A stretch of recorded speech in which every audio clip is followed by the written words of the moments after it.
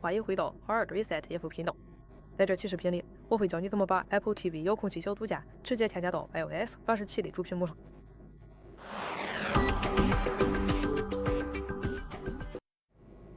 在 iOS 27里，苹果终于有了我们可以把 Apple TV 遥控器直接放到主屏幕上了。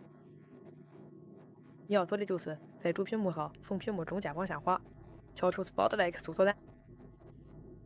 现在我们要输入 Remote， 直到你看到熟悉的 Apple TV 遥控器图标，然后长按遥控器图标，接着用手指拖动，把它直接放到你的主屏幕上。就这么简单，非常感谢你的观看。如果这个视频对你有帮助，请点赞并订阅我们的频道，获取更多类似内容。我们下期再见。